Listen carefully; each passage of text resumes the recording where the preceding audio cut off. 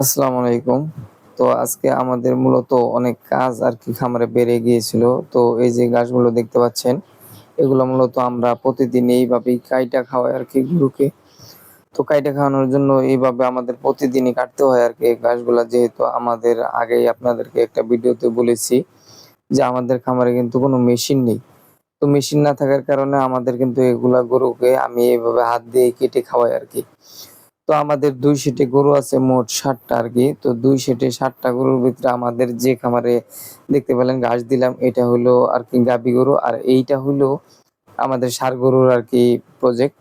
তো এখানে মূলত আমাদের ৩ টি ষাঁড় গরু আছে। তো এখানে ২ টা হলো বড় আর একটা হলো আরকি ছোট বাছুর। তো এইখানে আমাদের মূলত আমরা কিছু ঘাস দেই আরকি।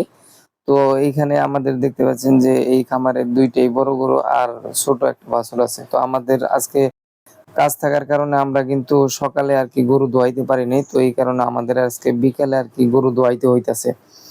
তো বিকালে গরু দোয়ানোর কারণ হলো আমরা সকালে আরকি ঘাস কাটছি। আমরা প্রতিদিন বিকালে ঘাস কাটি। কিন্তু আজকে আরকি সকালের দিক দিয়ে ঘাস কাটতে হইছে।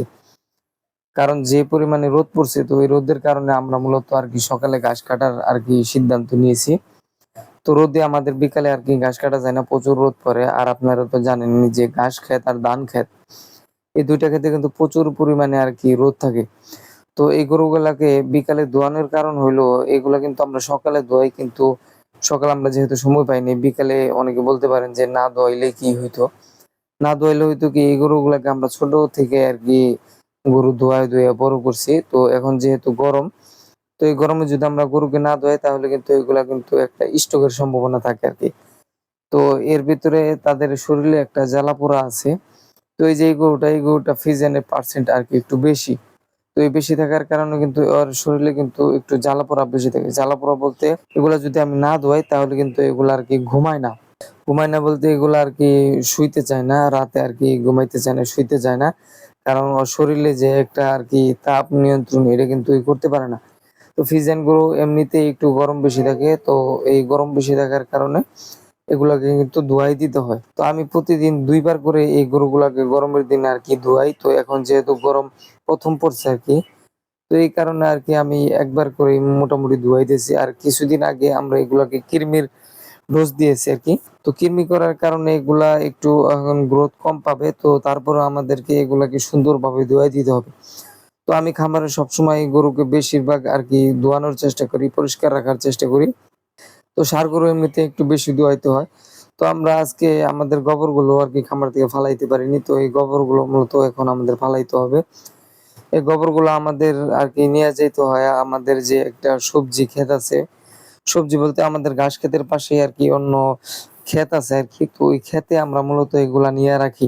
এগুলা নিয়ে আমরা কোনো কাজে লাগাইতে পারি না। কারণ আমাদের এইখানে আমাদের বাড়ি এখানে আমাদের আরকি জৈব সার নেওয়ার মতো ওইরকম কেউ নেই। আর আমরা বায়োগ্যাসও করতে পারিনি। কারণ বায়োগ্যাস করার মতো যে পরিমাণ টাকা দরকার এই পরিমাণ টাকা আরকি আমাদের কাছে এখন নেই। তো এই কারণে আমরা মূলত এই গোবরগুলোকে আমরা নিয়ে ক্ষেতে রেখে দেই। তো এই ক্ষেতে রেখে এগুলাকে আর আমরা শুকাইয়ানোর চেষ্টা করি আরকি।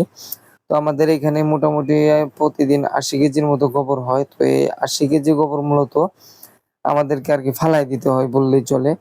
ফালায় দিতে হয় মানে বর্ষাকালে আমরা এই গোবরগুলো মানে ফালাইয়াই দেই। কিন্তু শীতকালে আমাদের একটা অপশন থাকে যে এই গোবরগুলো আরকি শুকাইতে পারি।